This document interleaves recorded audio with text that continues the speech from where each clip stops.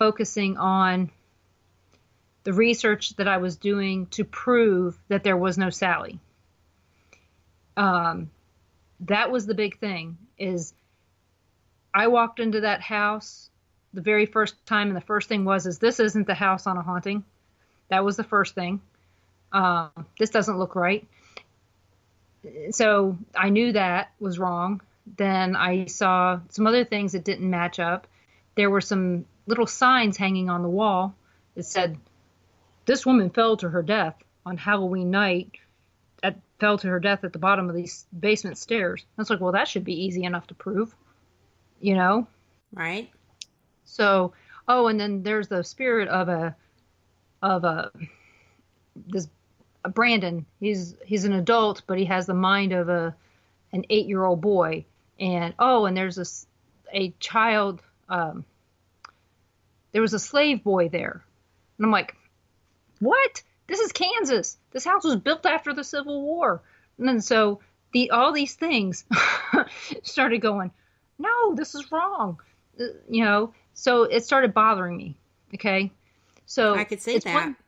It's one thing to say slave boy. Atchison did have slavery for 2 years, but it was prior to that house being built. So if there was anything there, it wasn't in the house. It would have had to been to the land. But how would we know? But saying it was a slave boy is just assuming that there was slavery in the state of Kansas for a longer period of time, which is wrong. Well, I'm going to put out there, and not being argumentative, but just feel like I need to put out there that not all slavery was the slavery that we went to war as part of the reason, because I had Irish indentured servant ancestors who were slaves. I did too. Slavery was pervasive in all the cultures in that time frame. But yes, it was. That's not how it's perceived. Right. And I'm also Native American, and we also know that there was Native American slaves, and that's a whole other story in Atchison as well. But in this case, they meant an African American boy. And so, well, if they phrased it like that, obviously they were trying to make some bucks off of that. Right. So I kind of got a little bit irritated. They had a lot of things that were presumed. And I'm like, okay, they took this all from a paranormal team that started doing the paranormal investigations there to start with, and they never ever verified any of it. They had some history that they had checked out, but they never did a deep dive into it after the fact. So when they found one thing, they went off on that tangent.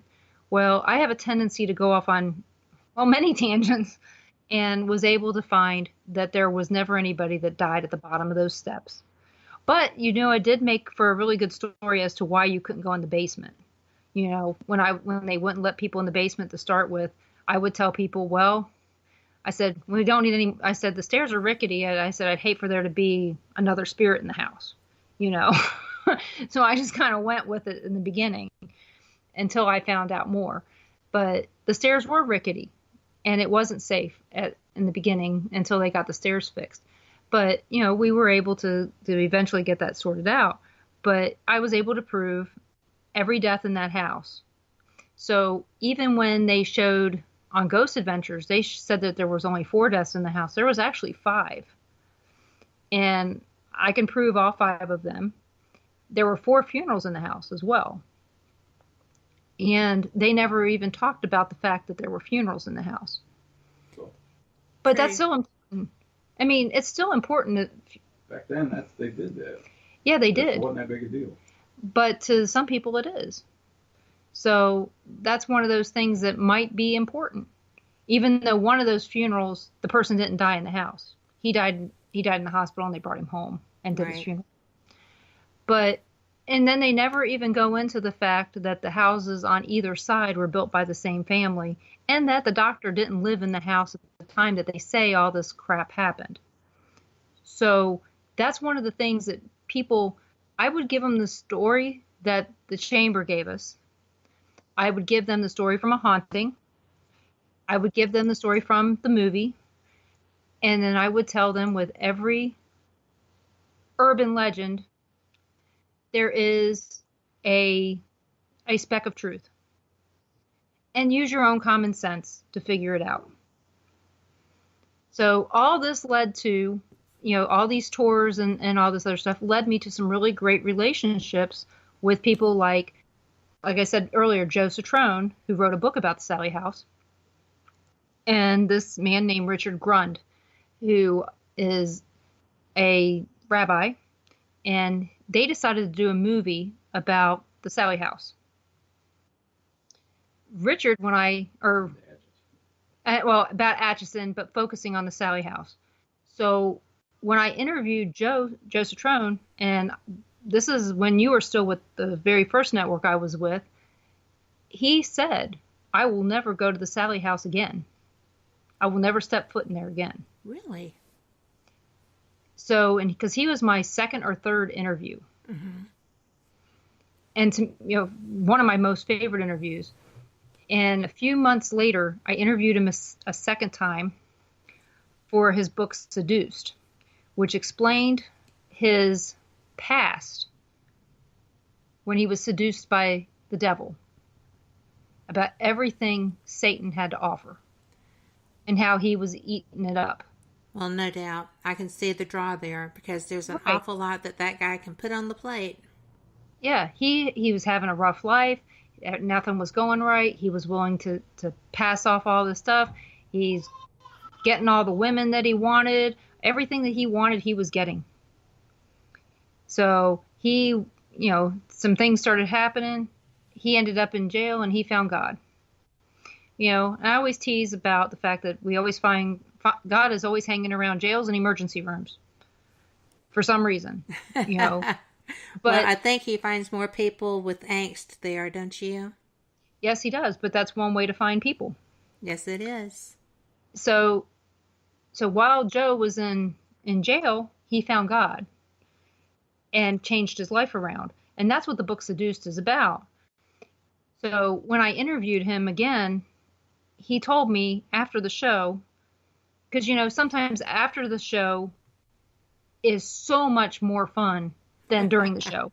Absolutely. I hate to say that, everybody. You miss out on some of the best stuff that we can't tell you about because it becomes personal. That's where we build our friendships, is after the show. But we also get great things to discuss with them when they come back. Oh, yeah. So he tells me, if I ever get the right people together, I want to film a movie about Atchison and the Sallie House. But I want you to be involved, Denise, because you know the truth about the Sallie House. He goes, you have told me so much more about that place than I have heard from anybody in years. And he goes, and I've looked for it, and I can't find this information, but yet you have it. Okay, so that was 2 years ago. Last year, I get a phone call, and I was actually on Richard's and Joe's show, and we talked about some things. And after Richard met me, he was on board with this. They asked me February of 2017 if I would be part of their crew to do their movie, The Deep Darkness. So if you guys are looking for that, it's thedeepdarkness.com. And if I would be their liaison between Atchison and the locations in Atchison, and if I would be involved. And I said yes. So I got to be involved in this great thing. Of course, I didn't know what was really involved. I just knew it was going to be a lot of work, but I didn't care because it was all stuff I already knew. It would be things like getting them locations to film. And of course, this is all with the fact that, I ended up with my daughter was pregnant and I had a full-time job. I had all this other stuff going on, but I still ended up wanting to help them as much as I could. So I got them filming locations. I got them interviews. I got them a drone operator who's now also one of their camera guys, things like that. All people I knew, just thought that these would be good contacts for them. And so it turned out to be a really good relationship. Of course, it took months, And they go, oh, the date we picked is August 22nd or August 20th. It was the day of the solar eclipse. Right. And Atchison happened to be in the line of totality. And if you're out there and you're listening and you don't know what totality is, that was where it was going to be completely dark so the sun was going to be 100% covered up by the moon. And there was this whole line of places that was going to be, and the Sally house, of course, being right there, was going to be the perfect place to be during totality. So that was my job, was to try to find them someplace to stay in a place that every hotel had already been booked for a year for this event. Wow. I did it. I ended up finding them a house that just went on Airbnb, and it happened to be haunted as well. Of course it did. How cool. So it was an amazing time.